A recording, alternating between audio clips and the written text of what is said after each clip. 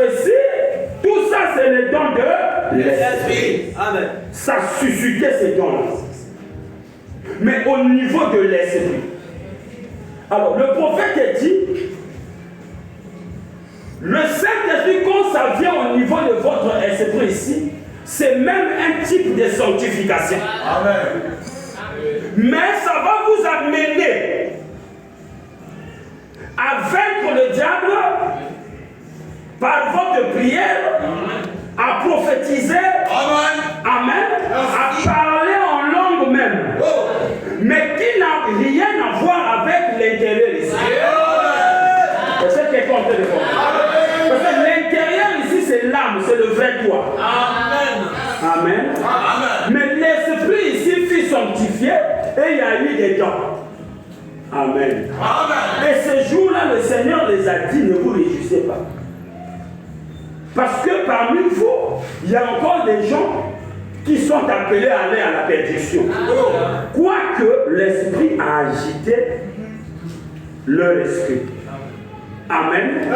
C'est quelqu'un compris. Alors, le salut vient d'où? Le salut vient du l'âme ici. Or, cette âme-là, quand le bébé est dans le ventre, ce n'est qu'un tas de muscles qui s'écrabouillent dans le ventre là.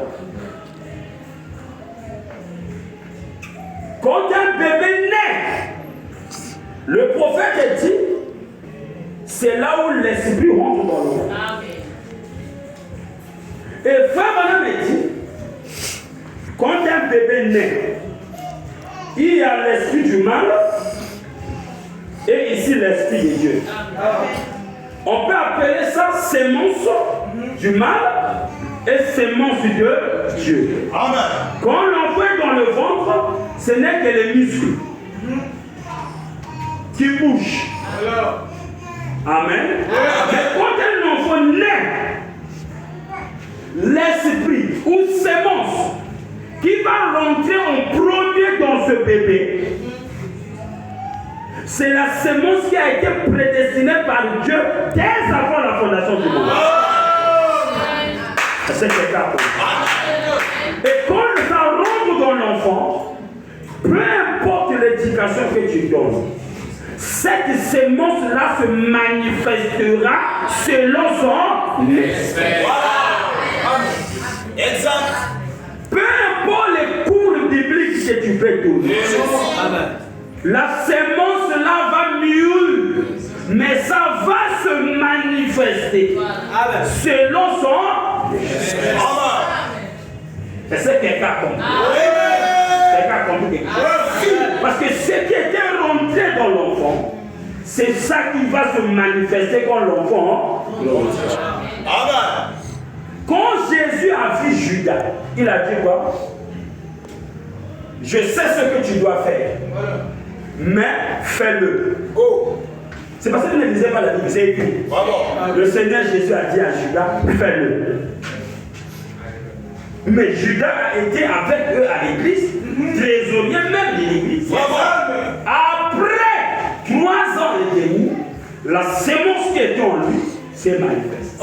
C'est quelqu'un compris. Quelqu'un compris? Là, je parle de la prédestination. Donc l'âme, c'est toi.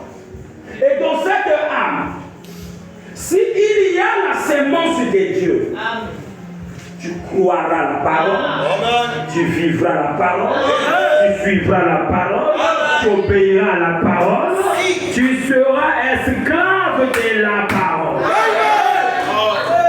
Mais si dans cette âme, il n'y a pas la sémence de Dieu, c'est-à-dire le contraire sera la sémence du mal. Il y aura de l'incrédulité vis-à-vis de la parole. Alors tu seras faux à l'intérieur, mais tu seras loin parce que tu es à l'église. Je dois te dire quelque chose. Il faut que tu comprennes. Quand un jardinier plante ses légumes ou bien il plante ses semences. Vous allez voir que il y a aussi des charbons ou bien des fausses semences ou bien des fausses plantes qui sortent. Voilà. Mais ça sort par quoi? Ça sort parce qu'il y a un homme qui arrose ça. C'est pas ça? Amen.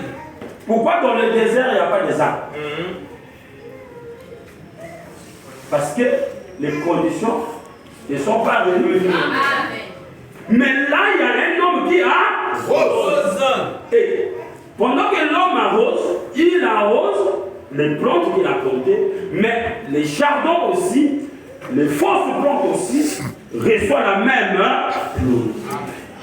C'est pas la vérité. Alors, quand une personne témoigne que Jésus-Christ est son sauveur et qu'il est dans la voie religieuse, cette personne aura forcément les mêmes bénédictions. Amen. Exact. Quelqu'un comprend? Amen. Lorsque nous avons cru le message, nous venons nous tous, peu importe la manière que nous sommes venus, chacun de nous recevra la même bénédiction avec les autres. Amen. C'est la pluie